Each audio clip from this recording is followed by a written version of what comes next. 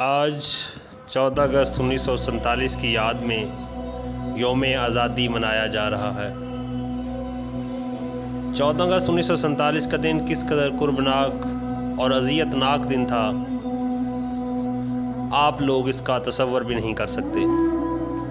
آج کا نوجوان سڑک پر موٹر سائیکل دوڑاتے ہوئے، شور شرابہ کرتے ہوئے، بانسریاں بجاتے ہوئے، ہارن بجاتے ہوئے 14 اگست سیلیبریٹ کر رہا ہے، لیکن ان کو شاید اس بات کا اندازہ نہیں کہ کس طرح سے 14 اگست 1947 کو پاکستان معرض وجود میں آیا۔ ہمارے دشمن ہندوستان نے پاکستان ہمیں پلیٹ میں رکھ کر نہیں دیا، بلکہ اس کے بدلے ہمیں لاکھوں جانیں قربان کرنی پڑی۔ ہمارے آباء و اجداد نے بہت سی مصیبتیں اور تکلیف برداشت کیں، ہزاروں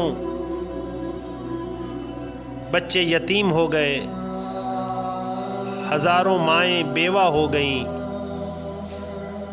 عورتوں کو زندہ درگور کیا گیا، عورتوں کی عزتیں نیلام کی گئیں، اور کفار نے ہندوستان کے ہندوؤں اور دیگر مذاہب سے وابستہ لوگوں نے مسلمانوں کے ساتھ جو ظلم و بربریت والا سلوک کیا وہ ناقابل بیان ہے۔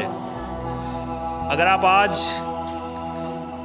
اس زمانے کے کسی بزرگ کے پاس بیٹھیں اور اس سے داستان تقسیم ہند سنیں تو یقیناً آپ کو اندازہ ہوگا کہ یہ کس قدر اذیت ناک دن تھا، کس طرح سے عورتوں اور ماؤں اور بیٹیوں کو غائب کر دیا گیا اور پھر ان کی عصمتوں کو نیلام کیا گیا۔ ہندوستان کی طرف سے پاکستان کو جو پہلا تحفہ دیا گیا وہ ریل گاڑی، وہ مہاجرین سے بھری ٹرین جب واگا بارڈر کی طرف رواں دواں تھی تو اسے راستے میں روک دیا گیا اور اس میں سوار تمام مسلمان مردوں، عورتوں اور بچوں کو شہید کر دیا گیا، اور اس ٹرین کے ڈبے پر لکھ دیا گیا کہ بھارت کی طرف سے پاکستان کے لیے پہلا تحفہ۔ اس ٹرین میں سوائے ڈرائیور کے کوئی شخص زندہ نہ تھا، اور لاشوں کا یہ پہلا تحفہ پاکستان کو بھارت کی طرف سے موصول ہوا۔ آج کشمیر میں جو ظلم و ستم ہو رہا ہے ہم وہ بھی دیکھ رہے ہیں، ہمارے ساتھ ماضی میں جو کچھ ہوا ہم وہ بھی نہیں بھولے، لیکن ہماری حکومتیں، ہمارے حکمران آج بھی ان کو دعوتیں دیتے ہیں، محبت کا پیغام دیتے ہیں، جبکہ ہمیں محبت کے بدلے خون ملتا ہے، لاشیں ملتی ہیں۔ تو میری آپ تمام دوستوں سے یہ گزارش ہے کہ خدا را اپنے آباء و اجداد کی دی ہوئی قربانیوں کو رائیگاں نہ جانے دیں، ان قربانیوں کو یاد رکھیں، ان کا احساس کریں، اور اس وطن کی خاطر خود سے کچھ کرنے کا جذبہ پیدا کریں تاکہ ہمارے آباء و اجداد کا خون، ان کی قربانیاں ضائع نہ جائیں۔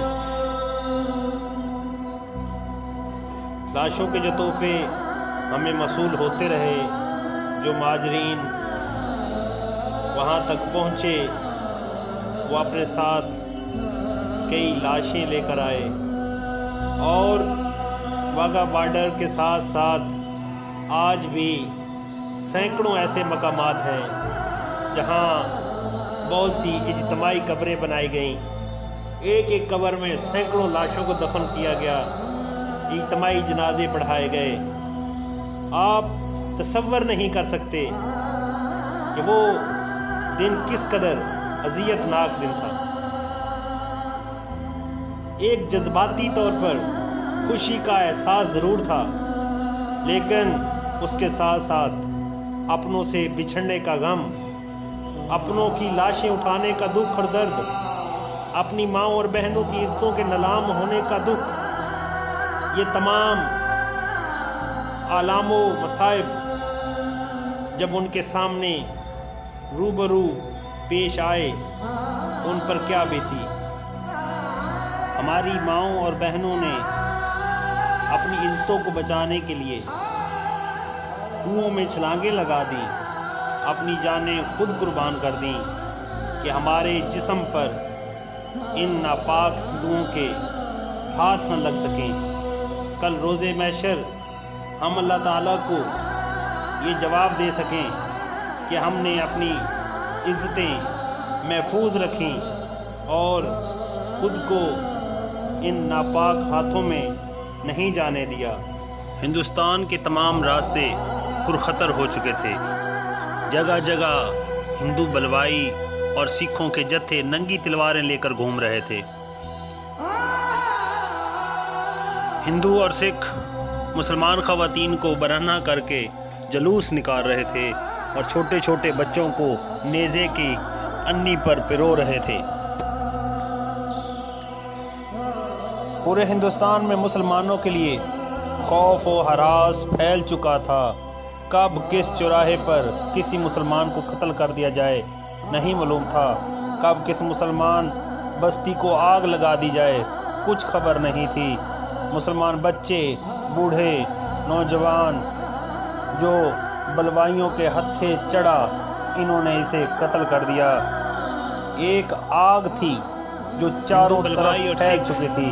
मुसलमान आबादियों का घेराव करते और चारों अतराफ से उन मुसलमान आबादियों को आग लगा दी जाती और फिर जलते हुए मुसलमानों की चीखों पुकार से वो महजूज होते और फिर अपने मज़हब के नारे बुलंद करते। लेकिन अफसोस कि आज हमें उन मुसलमानों की दुखों और तकलीफ़ों का एहसास नहीं है। हम ये समझते हैं कि हमें ये वतन महज कैद आज़म की वकालत के बदले या कैद आज़म की कोशिश से मिल गया और हमें इसकी खातिर कोई दुख और तकलीफ़ बर्दाश्त नहीं करना पड़ा। हमें उस वक्त को याद करना चाहिए और अपने आबा व अजदाद की दुख और तकलीफ़ों को अपने ज़हन में रखना चाहिए और अपनी इस वतन की सरबुलंदी के लिए, इसके नाम को तहफ़्फ़ुज़ देने के लिए, इस सरज़मीन की हिफाजत के लिए अमली तौर पर आगे बढ़ना चाहिए। मैं वतन अज़ीज़ के तमाम नौजवानों को, बच्चों को ये पैगाम देना चाहता हूँ कि वतन अज़ीज़ बहुत मुश्किलात और अज़ीज़ों कुर्बानियों के बाद हमें हासिल हुआ।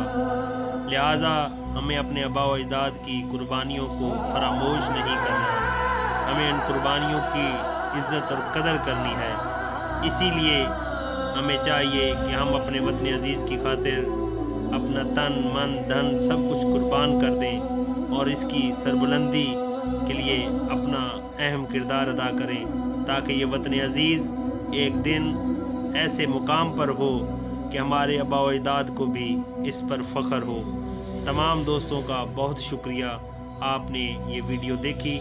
तमाम दोस्तों से मैं गुजारिश करना चाहूँगा कि हमारे चैनल को सब्सक्राइब करें ताकि मज़ीद ऐसी वीडियोज़ आपको मिलती रहे।